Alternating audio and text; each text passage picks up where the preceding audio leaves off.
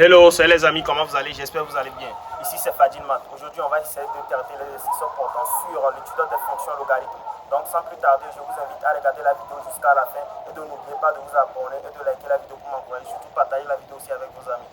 Donc, sans plus tarder, on va essayer de faire quoi? La correction de l'exercice en même temps. Partagez la vidéo, likez, abonnez-vous, surtout abonnez-vous. Donc, on commence. Donc, premièrement, on a quoi? On a fonction logarithmique. Ici, soit la fonction f définie sur l'intervalle ouvert de 0 à plus l'infini ouvert. Donc, on a f de x égale à x carré, ln de x. 1. On demande d'étudier le signe de la fonction, puis de dresser le tableau de la fonction. Donc, nous venons d'écrire quoi? Étudions le signe de la fonction, puis dressons le tableau de variation de cette fonction. Donc, premièrement, qu'est-ce qu'on va faire si on vous pose ce genre de questions? D'étudier le signe de la fonction, puis dresser le tableau de variation. Là, il y a beaucoup de choses à faire. Ce n'est pas directement de cliquer et d'étudier le signe, de déterminer le signe de la fonction d'abord. Non, c'est pas ça. On fait étape par étape. Donc, c'est pour ça qu'on nous a donné son domaine de départ. Donc, on va commencer tout à l'heure. Donc, on va essayer d'effacer et d'aller mollo jusqu'à ce qu'on termine. Donc, étude de signe de cette fonction. Donc, on va effacer tout ce qui est ici d'abord pour entamer notre correction. Donc, pour la correction, donc, on écrit quoi ici?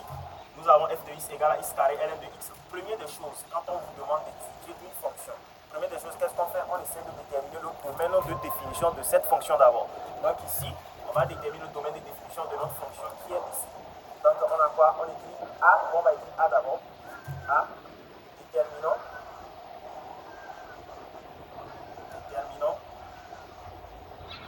D de f. Point. On va déterminer le D de f, c'est ça qui est le domaine de définition de notre fonction. Donc pour déterminer le D de f, qu'est-ce qu'on fait? On écrit D de f égale singleton x appartenant à l'intervalle ouvert de, c'est notre ensemble de départ ouvert de 0 jusqu'à plus l'infini ouvert, tel que quoi? Tel que le x qui est devant le ln doit être supérieur, strictement supérieur à 0, c'est tout. Donc doit être supérieur tout court, strictement supérieur à 0, c'est bon? Donc c'est ça. Et on revient à la ligne. On écrit quoi? On écrit x supérieur à 0, ce qui équivaut à quoi? Ce qui équivaut à ddf égale intervalle ouvert de 0 jusqu'à plus l'infini ouvert. Et on encadre la réponse de notre domaine de définition. C'est le A ça. Après avoir déterminé le domaine de définition, qu'est-ce qu'on fait encore? On essaie de calculer les limites aux bornes de notre ensemble de domaines de définition. C'est ce qu'on va faire deuxièmement. Donc on va effacer, on va écrire B. Déterminons la limite aux bornes de ce domaine de définition. C'est tout. Donc je fasse encore. Et on écrit B.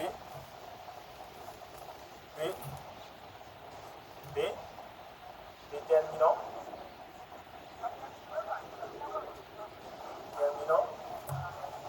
les limites de f. Point. Déterminer les limites de f, c'est tout. Donc, premièrement, comme notre domaine de définition c'est ouvert de 0 jusqu'à plus l'infini ouvert, donc qu'est-ce qu'on va faire? On va calculer la limite quand x tend vers 0 de valeur. 0 est ouvert de ce côté, donc ça fait 0 de valeur supérieure. Donc 0 de valeur supérieure de quoi? De f de x égale à la limite quand x tend vers 0 de valeur supérieure de quoi? De x carré ln de x. Donc ln de x. Donc ensuite, on fait quoi? Ensuite, on essaie de... Je viens de changer mon marqueur, donc ensuite on essaie de calculer cette limite en 0. Donc pour calculer cette limite en 0, nous voyons que ici, on a quoi? On a un produit de deux fonctions. Or, nous savons que dans les propriétés des fonctions logarithmes, quand il y a la limite, quand x tend vers 0 de quoi? 0 de valeur supérieure de x, tout court comme cela, ln de x, ça donne toujours 0. Vous êtes d'accord avec moi ou pas? Donc ici, nous avons quoi? Nous avons x carré. Donc comme l'exposant peut être n, donc ça va forcément donner 0. Donc ici notre exposant c'est quoi? C'est 2. Donc nous allons conclure directement que quoi? Limite quand x tend vers 0 de valeur supérieure de x carré ln de x égale à 0. Car on doit prouver car lim quand x tend vers 0 de valeur supérieure de x exposant n ln de x égale à 0. Donc c'est notre preuve ça. Ensuite, pour finir, nous allons écrire limite limite quand il tend vers 0 de valeur supérieure de f de x égale à quoi? Égale à 0. Et on encadre la réponse tout court. Donc, c'est la limite de 0. C'est la limite en 0 de f de x. C'est ça qui donne 0. Maintenant, on va essayer de calculer la limite en plus l'infini de notre fonction f de x. Donc, on calcule. On efface. Donc, on va calculer. Ici, on a quoi? On a limite quand il tend vers plus l'infini de quoi? De f de x égale à quoi? Et mon marqueur fut terminé. Donc, je vais changer de marqueur. Donc, ici, de f de x, ici on a quoi? On a x carré ln de x qui équivaut à limite quand il tend vers plus l'infini de x carré ln de x comme cela. Donc on va essayer de scinder ça en deux parties comme c'est le produit de deux fonctions en plus l'infini. Donc nous scindons ça comme cela. Ici x carré, en bas on a ln de x. Limite quand il tend vers plus l'infini de x carré, ça donne quoi? Ça donne toujours plus l'infini. En x carré, ça donne plus l'infini. De même chose en ln de x, ça donne toujours plus l'infini encore. C'est bon? Donc comme les deux limites donnent plus l'infini, donc on va faire produit des deux fonctions. Donc produit des deux fonctions, ça donne x carré qui multiplie ln de x. Donc ça fait plus l'infini fois plus l'infini qui donne toujours plus l'infini. Donc on va conclure que limite quand x tend vers plus l'infini de notre fonction f de x égale à quoi? Égale à plus l'infini. Et on encadre la réponse. Donc c'est ça. Ça n'est pas encore fini parce que nous sommes en train d'étudier globalement notre fonction f de x. Donc ça reste quoi? On vient de terminer les limites, c'est le ça. Ensuite, on va faire quoi? On va chercher les dérivés. Donc c'est étape par étape. Après avoir trouvé la dérivée, nous allons chercher le signe de notre dérivée, puis dresser le signe, tableau de signes. Ensuite, dresser notre tableau de variation. Et puis, c'est fini. C'est bon? Donc, nous sommes achevés. Donc ça ressort le C, c'est le B ça. Donc ça reste le C. Le C dérivé.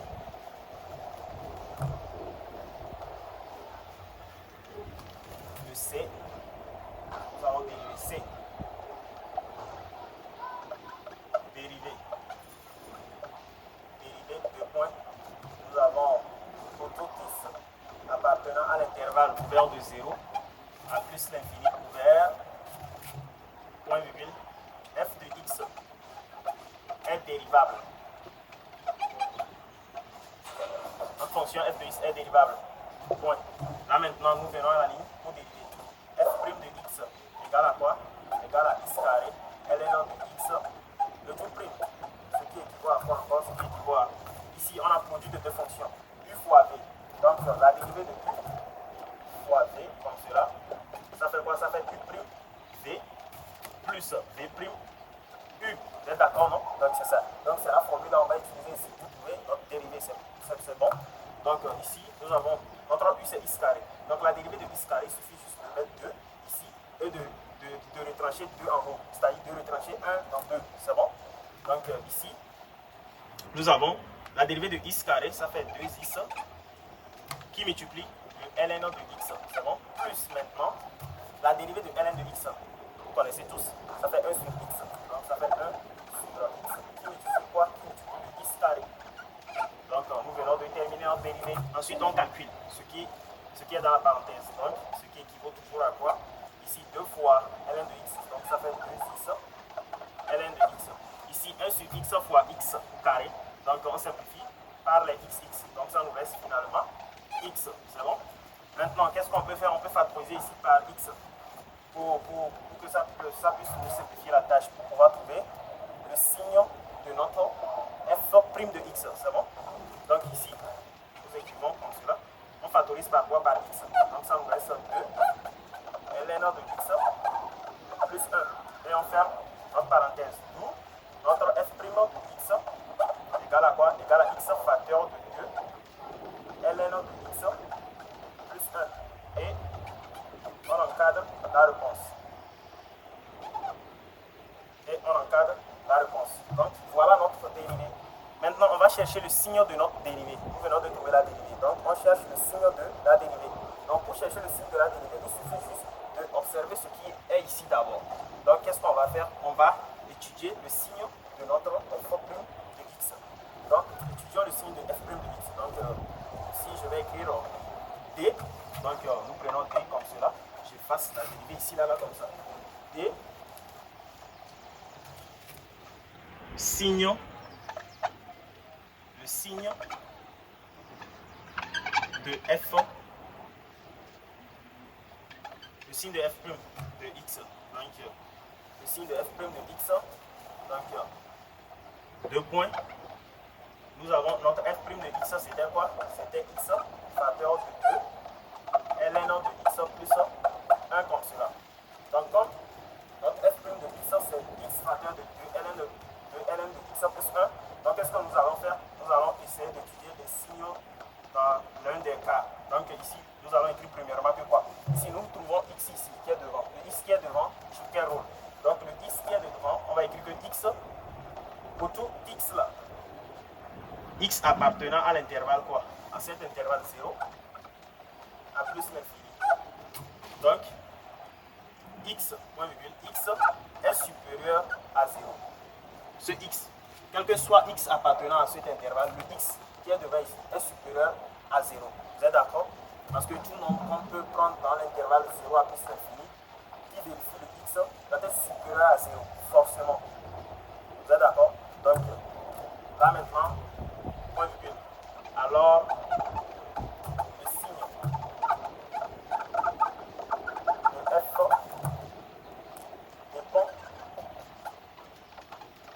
dépend de ln de x plus 1.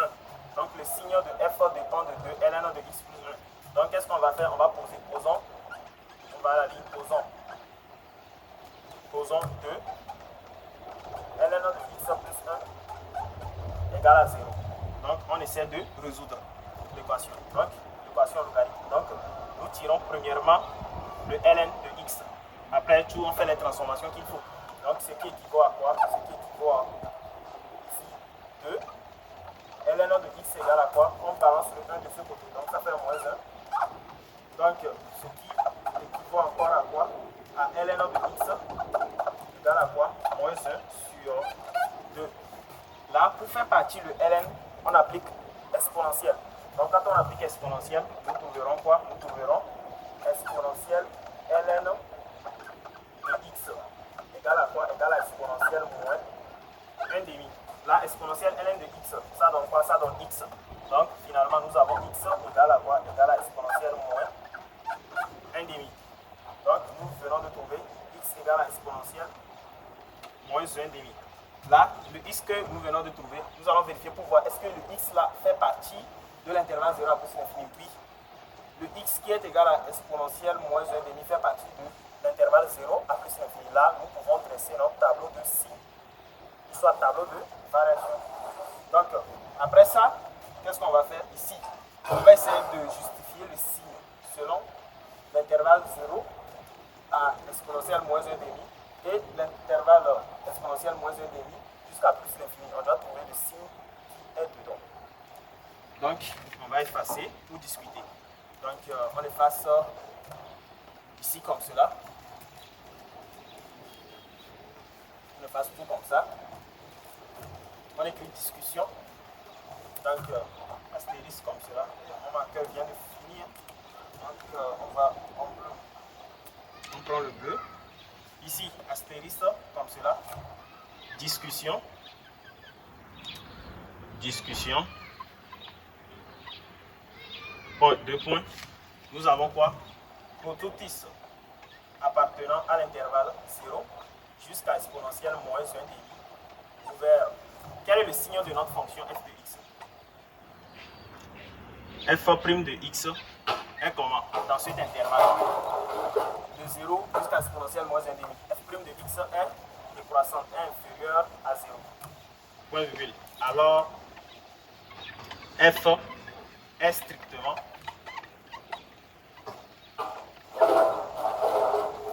décroissante sur l'intervalle ouvert de 0 à exponentielle moins 1 demi vers moins. Pourquoi notre f' de x est strictement inférieur dans l'intervalle ouvert de 0 à exponentielle moins 1 demi? C'est la question qu'il fallait me poser. Donc je vous explique brièvement. Donc ici, on a quoi? On a exponentielle moins 1 demi. Donc exponentielle moins 1 demi. Qu'est-ce qu'on a fait? Quand on prend le 2 comme cela, ln de x plus 1 comme ça, égale à 0. Donc nous pouvons supposer, parce que quoi, nous savons déjà que notre intervalle là est positif. Donc nous pouvons supposer que c'est supérieur à 0. Vous êtes d'accord avec moi? Que l'intervalle, comme l'intervalle est supérieur à 0, donc nous supposons que tout ce qui est c'est-à-dire 2 ln de x plus 1 supérieur à 0. Et on résout une équation pour trouver directement les signes dans laquelle l'exponentielle moins 1, c'est-à-dire le signe dans lequel l'intervalle dans lequel 0 à exponentielle moins 1 demi doit être inférieur ou soit doit être supérieur. Pour trouver l'intervalle, c'est tout. Donc ici, quand vous supposez comme cela, de ln de x plus 1 supérieur à 0, donc à la fin vous trouverez quoi? Vous trouverez x supérieur à exponentielle moins 1 demi. Donc x supérieur à exponentielle moins 1 demi, ça veut dire que quoi? Ça veut dire que pour tout x appartenant à quoi? À l'intervalle ouvert de l'intervalle, regardez bien, ouvert de l'intervalle exponentielle moins 1 demi à plus l'infini, le signe est quoi? Est positif. Donc automatiquement, l'intervalle de 0 jusqu'à exponentielle moins 1 demi, le signe sera négatif. Donc c'est ce que j'ai appliqué ici. Mais ici, je vais juste aller directement droit au but parce qu'il n'y a pas le temps en mathématiques, il faut être rapide. Vous comprenez, non? Donc c'est ça. Là, on efface. Donc c'est juste quelques explications. Là, maintenant, pour le deuxième, pour tout x appartenant à l'intervalle, ouvert de quoi? Ouvert de l'exponentielle moins 1 demi jusqu'à plus l'infini, ouvert, nous avons quoi? Notre f' de x est supérieur à 0. Point virgule. Alors, f est strictement croissante sur l'intervalle ouvert de l'exponentielle moins 1 demi à plus l'infini ouvert. Point. Là maintenant, qu'est-ce qu'on va faire? On va essayer de dresser notre tableau de variation. Nous venons d'étudier le signe et c'est déjà bon. On fait le tableau de variation maintenant. Et puis on termine notre exercice. C'est fini. Là, le E. J'efface tout. On écrit tableau de variation.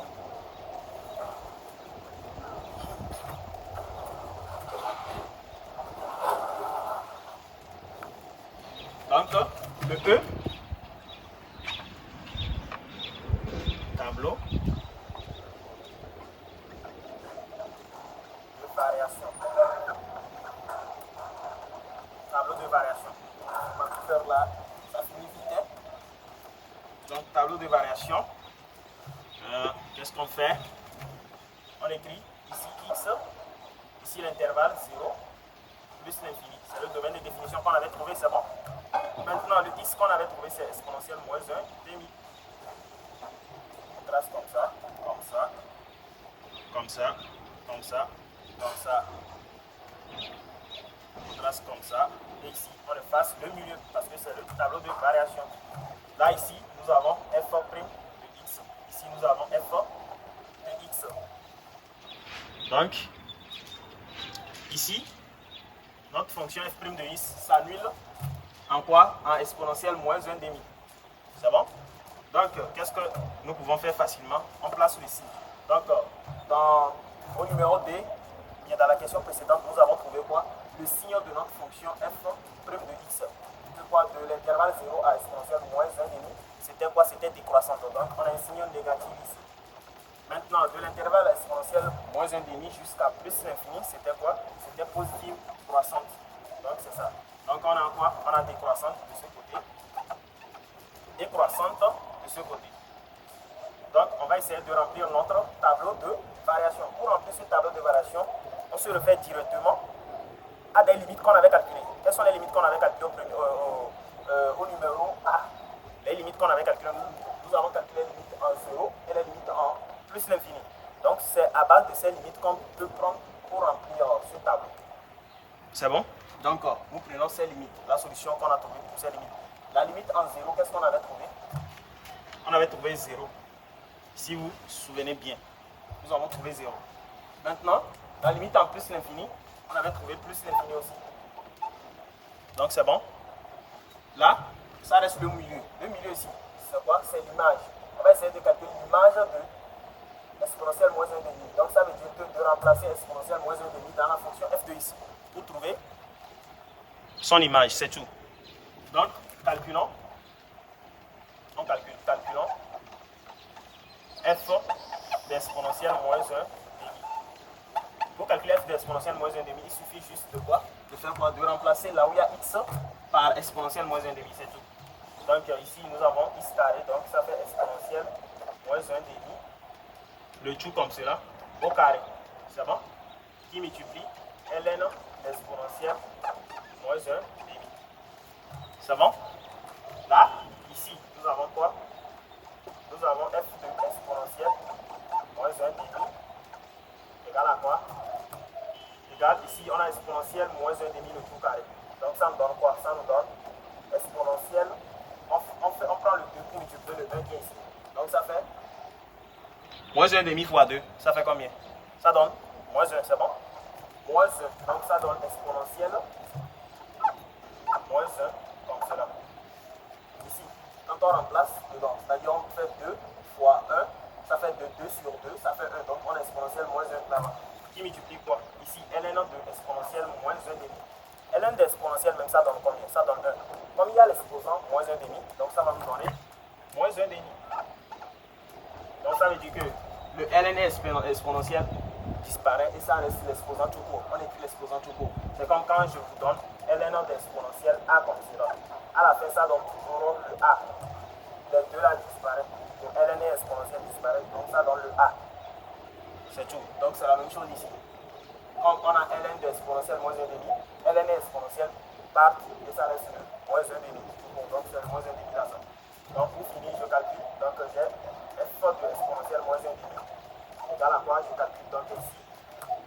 Je trouve quoi? Je trouve exponentielle. Quand je fais exponentielle fois exponentielle moins 1,5 fois moins 1,5, donc ça me donne moins exponentielle sur 2 comme cela. Ça me donne moins exponentielle moins 1 sur 2. Donc on peut faire la transformation pour pouvoir bien comprendre moins exponentielle moins 1 sur 2. On va transformer ça un tout petit peu. Donc pour transformer, qu'est-ce qu'on va faire pour cette transformation? Donc ici, nous savons déjà que exponentielle moins 1, ça donne quoi encore? Ça donne 1 sur exponentielle, c'est bon? Là, je transforme. Comme exponentielle moins 1 donne quoi? Donne 1 sur exponentielle, donc 1 sur exponentielle comme cela, qui multiplie quoi? Qui multiplie moins 1 sur 2. Là, ça me facilite la tâche. Donc comme ça me facilite la tâche, qu'est-ce que je fais? Je multiplie en même temps. Et je fais partie ça là. Parce que c'est un peu vilain. Ça là, c'est un peu vilain. Donc, je calcule. Donc, nous avons f de exponentielle moins 1,5 égale à quoi? Égale à moins 1 sur 2 exponentielle. Vous voyez que c'est un peu logique, c'est beau à voir. Donc, on encadre. Donc, c'est f de exponentielle moins 1,5 ça, qui donne moins 1 sur 2 exponentielle. C'est tout. Là, on écrit ça ici. Parce que c'est notre image, ça. Donc, ça fait moins 1 sur 2 exponentielle. Et on encadre comme cela.